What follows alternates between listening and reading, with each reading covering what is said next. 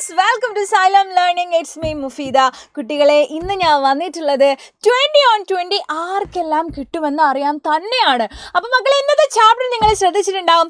Sound, ശബ്ദം എന്ന് പറയുന്ന വളരെ മനോഹരമായിട്ടുള്ള, വളരെ ബ്യൂട്ടിഫുൾ ആയിട്ടുള്ള, വളരെ സിമ്പിൾ ആയിട്ടുള്ള ഒരു ചാപ്റ്റർ ആയിട്ടാണ് വന്നിട്ടുള്ളത്. സോ ഞങ്ങൾക്ക് ഒരുപാട് പറഞ്ഞിട്ട് സമയം കളയുന്നില്ല. നിങ്ങളോട് എപ്പോഴും പറയുന്ന പോലെ തന്നെ നിങ്ങൾ ചെയ്യേണ്ട കാര്യം, ക്വസ്റ്റ്യൻസ് ആദ്യം കാണും, എന്നിട്ട് സ്വയം ഒന്ന് ചെയ്ത് നോക്കുക. നിങ്ങളുടെ മാർക്കും നിങ്ങൾക്ക് അതിൽ കാണാൻ പറ്റും. അത്രയും മാർക്ക് നിങ്ങൾക്ക് കിട്ടിയിട്ടുണ്ടെങ്കിൽ അത് നിങ്ങൾ അവിടെ ടൈപ്പ് ചെയ്ത് വെച്ച് കൊടുക്കുക. എന്നിട്ട് എന്ത് ചെയ്യണം, ലാസ്റ്റ് കമൻറ്റ് ബോക്സിൽ എന്നോട് പറയണം നിങ്ങൾക്ക് 20ൽ എത്ര മാർക്ക് കിട്ടിയെന്നുള്ളത്. എത്ര മാർക്ക് കിട്ടിയാലും അത് വലിയ കാര്യം തന്നെയാണ്. പിന്നീട് തെറ്റിയ ക്വസ്റ്റ്യൻ വീണ്ടും തെറ്റിക്കാതിരിക്കുക എന്നുള്ള ഒരേ ഒരു ഉദ്ദേശത്തോടു കൂടെ മാത്രമാണ് ഈ വീഡിയോ ചെയ്യുന്നത്. സോ വേഗം നമുക്ക് എന്ത് ചെയ്യാം, നമ്മുടെ ക്വസ്റ്റ്യൻസ് ഒക്കെ ഇങ്ങോട്ട് നോക്കുക അല്ലേ. അപ്പോൾ ഇതാണ് ഫസ്റ്റ് ക്വസ്റ്റ്യൻ. നോക്കിയോ, ഒന്നാമത്തെ പേര് വായിച്ചിട്ട് രണ്ടാമത്തേത് പൂരിപ്പിക്കാനാണ് ഇവിടെ പറഞ്ഞിട്ടുള്ളത്. എന്താണ് ഒന്നാമത്തേതടാ?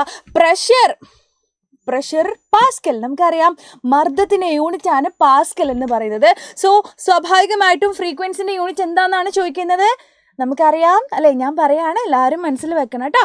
എന്താണ്? ഹെഡ്സ് അല്ലേ. മലയാളത്തിലും ഇംഗ്ലീഷിലൊക്കെ നമ്മൾ ഹെഡ്സ് എന്ന് പറയും. ഇനി അത് എഴുതാൻ നമുക്ക് സമയമില്ലെങ്കിൽ HZ എന്ന് എഴുതി കൊടുത്താലും മതി കേട്ടോ. നെക്സ്റ്റ്, പ്രഷർ സമം എന്താണ്? F/A. പ്രഷറിൻ്റെ ഇക്വേഷനാണ് ഫോഴ്സ് ഡിവൈഡഡ് ബൈ ഏരിയ എന്ന് പറയുന്നത് അല്ലേ. അപ്പോൾ ഫ്രീക്വൻസിൻ്റെ ഇക്വേഷൻ ആണ് ഇവിടെ ചോദിച്ചിട്ടുള്ളത്. നമുക്കറിയാം F = N/T എന്ന് പറഞ്ഞാൽ നമ്മൾ പഠിച്ചിട്ടുണ്ട് അല്ലേ. എന്ന് പറഞ്ഞാൽ എന്താ? Number of oscillations. T എന്ന് പറഞ്ഞാൽ എന്താ? തന്നിരിക്കുന്ന സമയം അല്ലേ. അപ്പോൾ നമുക്കത് അറിയുന്നു. ഇത് വളരെ ഇമ്പോർട്ടൻ്റ് ആയിട്ടുള്ള ഇക്വേഷൻ ആണ് കേട്ടോ മക്കളെ. എല്ലാവരും ഓർമ്മിച്ചിട്ട് തന്നെ വെക്കണം. Next, pitch. അതിൻ്റെ തന്നിട്ടുണ്ട് ഫ്രീക്വൻസി. പിച്ചിന് കാരണം ഫ്രീക്വൻസി ആണെന്ന് നമുക്കറിയാം അല്ലേ. നെക്സ്റ്റ്, അപ്പോൾ ലൗഡ്നെസ്സിൻ്റെ കാരണക്കാരൻ അല്ലേ ആരാന്നാ ചോദിക്കുന്നത്. നമുക്കറിയാം ആരാണെടാ?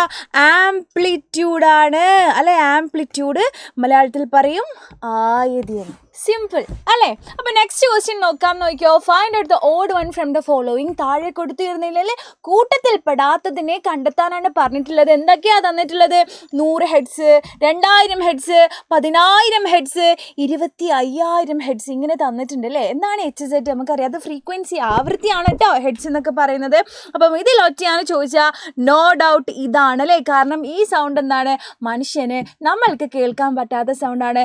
നമുക്ക് കേൾക്കാൻ പറ്റുന്ന സൗണ്ട് വെറും 20 ഹെഡ്സ് മുതൽ അല്ലേ 20000 ഹെഡ്സിൻ്റെ ഇടയിലുള്ള സൗണ്ട്സ് മാത്രമാണ് നമുക്ക് കേൾക്കാൻ പറ്റുക. അതിന് മുകളിലുള്ളതും 20 ഹെഡ്സിന് താഴെയുള്ള സൗണ്ട്സും നമുക്ക് കേൾക്കാനേ പറ്റില്ല. അങ്ങനെ അല്ലേ. അപ്പോൾ ഇതാണ് ഒറ്റയാനെന്ന് പറയുന്നത്. Okay, set. Next question, if a swing completes 10 oscillation in 15 seconds, calculate its frequency. ഒരു ഊഞ്ഞാല് 15 സെക്കൻഡ് കൊണ്ട് 10 ദോലനം പൂർത്തിയാക്കിയെങ്കിൽ അതിൻ്റെ ആവൃത്തി എത്ര? നോ ഡൗട്ട് നമ്മൾ ഇപ്പം പറഞ്ഞ് നിർത്തിയുള്ളൂ. ഞാൻ പറഞ്ഞില്ലേ എപ്പോഴും ആ ഇക്വേഷൻ വളരെ ഇമ്പോർട്ടൻ്റ് ആണെന്ന്. എന്തായിരുന്നടാ ഇതിൻ്റെ ആൻസർ വരിക? നമ്മൾ പഠിച്ചിട്ടുണ്ടല്ലേ, ഫ്രീക്വൻസിയാണ് നമ്മളോട് ചോദിച്ചിട്ടുള്ളത്. നമ്പർ തന്നിട്ടുണ്ട് അല്ലേ. നമ്പർ എത്ര ദോലനം, എത്ര വൈബ്രേഷൻസ്, എത്ര ഓസിലേഷൻസ് ഉണ്ടായിട്ടുണ്ടെന്നാണ് പറഞ്ഞാൽ 15 എണ്ണം. സമയം തന്നിട്ടുണ്ടല്ലേ, അതിനടുത്ത സമയം T സമയം എത്രയാണ്? 10 സെക്കൻഡാണ്. അങ്ങനെയാണെങ്കിൽ നമ്പറും സമയം തന്നിട്ടുണ്ടെങ്കിൽ ഫ്രീക്വൻസി കണ്ടുപിടിക്കാൻ വളരെ വളരെ വളരെ സിമ്പിളാണ്. എന്ത് ചെയ്താൽ മതി? F = N/T എന്ന് പറയുന്ന ഇക്വേഷൻ യൂസ് ചെയ്താൽ മാത്രം മതി. സോ ഹിയർ F = എന്താണ് വരിക? F = 15/10. അങ്ങനെ ചെയ്ത് കഴിഞ്ഞാൽ നമുക്ക് കിട്ടും 1.5 എന്ന് മാത്രം എഴുതി കൊടുത്താൽ മാത്രം പോരാ. എന്താ ചെയ്യേണ്ടത്? നമ്മൾ അതിൻ്റെ കൂടെ അതിൻ്റെ യൂണിറ്റും കൂടെ എഴുതി കൊടുക്കണം. സോ നമുക്ക് കിട്ടും 1.5 ഹെഡ്സ് എന്ന് നമുക്ക് എന്ത് കിട്ടും? ആൻസർ കിട്ടും അല്ലേ. സോ അത് എഴുതി കൊടുക്കും കേട്ടോ, 1.5 ഹെഡ്സ്.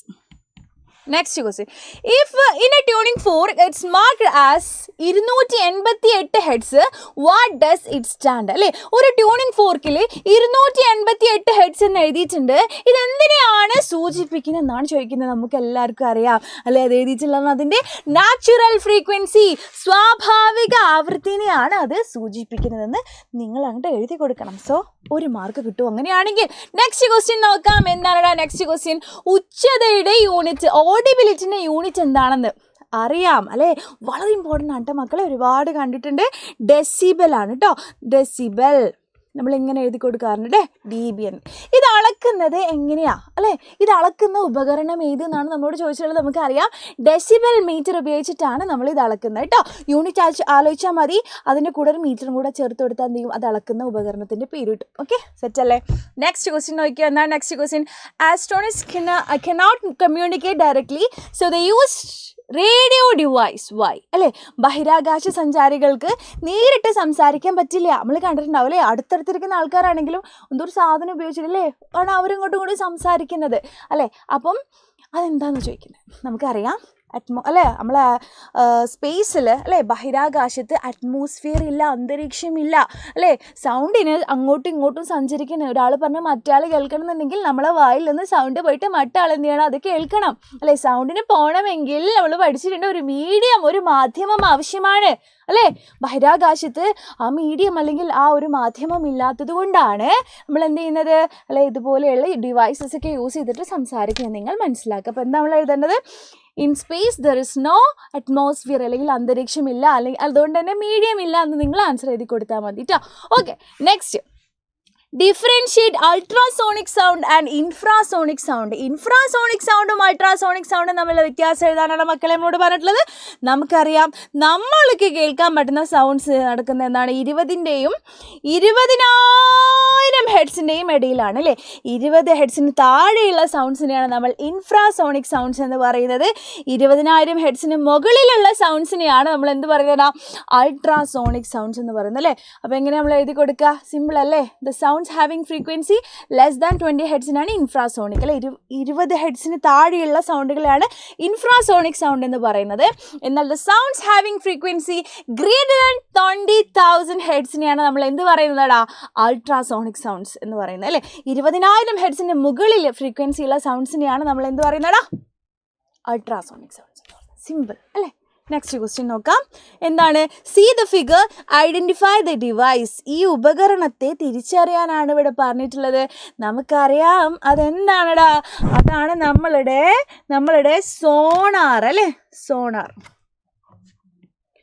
സോണാർ എന്നാണ് അല്ലേ നമ്മൾ പറയാ? Sonar. Next, what is its use? അതിൻ്റെ ഉപയോഗം എന്താ? നമ്മൾ പഠിച്ചിട്ടുണ്ട്. To measure the depth of ocean അല്ലേ? സമുദ്രത്തിൻ്റെ ആഴം അളക്കാൻ വേണ്ടിയിട്ടാണ് നമ്മൾ സോണാർ യൂസ് ചെയ്യാറ്. Next, what kind of waves are used in it?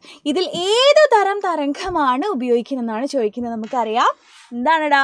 Ultrasonic sounds അല്ലേ? അൾട്രാസോണിക് സൗണ്ട്സ് എന്ന് പറഞ്ഞാൽ എന്താണ്? 20,000 ഹെഡ്സിന് മുകളിലെ ഫ്രീക്വൻസി ഉള്ള വേവ്സിനെയാണ് നമ്മൾ എന്ത് പറയുന്നത്? അൾട്രാസോണിക് അല്ലേ വേവ്സ് എന്ന് പറയുന്നത്. നിങ്ങൾ മനസ്സിലാക്കി വെക്കണം കേട്ടോ. നെക്സ്റ്റ് ക്വസ്റ്റ്യൻ നോക്കിയോ. 20,000 ഹെഡ്സിൽ കൂടുതൽ ആവൃത്തിയുള്ള ശബ്ദമാണ് അൾട്രാസോണിക് ശബ്ദം. അറിയാം അല്ലേ? ഇതിൻ്റെ ഏതാനും ഉപയോഗങ്ങൾ എഴുതാനാണ് നമ്മളോട് പറഞ്ഞിട്ടുള്ളത്. ഓക്കെ, ഇപ്പം നമ്മളൊന്ന് പഠിച്ചില്ലേ? Used in sonar. സോണാറിൽ ഉപയോഗിക്കുന്നു അല്ലേ? അത് എഴുതി കഴിഞ്ഞാൽ നമുക്ക് എത്രയാ? നമുക്ക് 4 മാർക്കാണ്. അപ്പോൾ 2 എണ്ണം എഴുതി കൊടുത്താൽ മതി കേട്ടോ. അപ്പം 1 2 മാർക്ക് കിട്ടും. ഓക്കെ, അപ്പം യൂസ്ഡ് ഇൻ സോണാർ. പിന്നെ അതുപോലെ തന്നെ നിങ്ങൾക്ക് എഴുതാൻ പറ്റുന്ന കാര്യമാണ് നമ്മൾ മെഡിക്കൽ ഫീൽഡിൽ. അത് നിങ്ങൾക്ക് എല്ലാവർക്കും എഴുതി കൊടുക്കാം കേട്ടോ. നമ്മൾ മെഡിക്കൽ ഫീൽഡിൽ, അതായത് നമ്മളുടെ ഹൃദയത്തിൻ്റെ ചിത്രം എടുക്കാൻ, to take the images of our heart, അത് എഴുതി കൊടുക്കാം. അല്ലെ ECG നിങ്ങൾ കേട്ടിട്ടുണ്ടാവും. അതൊക്കെ നമ്മൾ അൾട്രാസോണിക് വേവ്സ് ഉപയോഗിച്ചിട്ടാണ് നമ്മൾ ചെയ്യുന്നത് കേട്ടോ.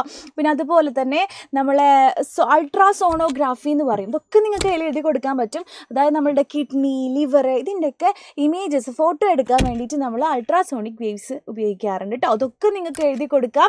ഓക്കെ, അതുപോലെ തന്നെ ഇനി അല്ല ഇതൊന്നും കിട്ടുന്നില്ല എന്നുണ്ടെങ്കിൽ നിങ്ങൾക്ക് എഴുതാൻ പറ്റുന്നതാണ് ക്ലീനിങ്ങിന് വേണ്ടിയിട്ട് നമ്മൾ ഉപയോഗിക്കാറുണ്ട്. അല്ല ചില ഉപകരണങ്ങളൊക്കെ ഉണ്ടാവുമല്ലോ, ഭയങ്കര ഡിഫറെൻറ്റ് ഷേപ്പിലൊക്കെ ആയിരിക്കും. നമുക്ക് ബ്രഷ് ഇട്ടൊന്നും അതിനെ കഴുകാൻ നമുക്ക് ഭയങ്കര ബുദ്ധിമുട്ടായിരിക്കും. അപ്പം നമ്മൾ എന്താ ചെയ്യാന്നറിയോ? ഒരു ക്ലീനിങ് സൊല്യൂഷനിൽ അതിലിട്ട് കൊടുത്തിട്ട് എന്ത് ചെയ്യും? അതിലേക്ക് അൾട്രാസോണിക് വേവ്സ് ഇങ്ങനെ കടത്തി വിടും. ആ സമയത്ത് എന്ത് ചെയ്യും? അല്ല ഇതിന് ഭയങ്കര ഫ്രീക്വൻസി, എത്ര 20,000 ഹെർട്സിന് മുകളിലെ ഫ്രീക്വൻസി. അപ്പോൾ അത് കിടന്നിട്ടല്ലേ നന്നായിട്ട് ഇങ്ങനെ വൈബ്രേറ്റ് ചെയ്യും. അപ്പോൾ അതിൻ്റെ ഫലമായിട്ട് അതിലുള്ള ഡസ്റ്റും ഗ്രീസൊക്കെ റിമൂവ് ചെയ്യും. നിങ്ങൾക്ക് എന്ത് വേണമെങ്കിലും എഴുതി കൊടുക്കാം കേട്ടോ. സോണാറിൽ ഉപയോഗിക്കുന്നു, മെഡിക്കൽ ഫീൽഡിൽ അല്ലേ ട്രീറ്റ്മെൻറ്റിന് യൂസ് ചെയ്യുന്നു, അതൊക്കെ നിങ്ങൾക്ക് എഴുതി കൊടുക്കാം. ഹൃദയത്തിൻ്റെ ചിത്രം എടുക്കാൻ അല്ലേ, ലിവറിൻ്റെ, കിഡ്നീൻ്റെ, ഇതൊക്കെ എഴുതി കൊടുത്താലും മാർക്കാണ്. വളരെ സിമ്പിൾ. അതിലേതെങ്കിലും 2 എണ്ണം എഴുതിയാൽ 4 മാർക്ക് പിടിച്ചു. ഓക്കെ, ഏതും എഴുതാം കേട്ടോ. Next, propose a few suggestions to reduce sound pollution. ശബ്ദ മലിനീകരണം കുറയ്ക്കാൻ ഏതാനും മാർഗം നിർദ്ദേശിക്കുക. ഷുവർ ക്വസ്റ്റ്യൻ, ഒരുപാടായിട്ട് നമ്മളോട് ചോദിച്ച് കണ്ടിട്ടുള്ള ക്വസ്റ്റ്യൻ ആണ് ഇത് കേട്ടോ.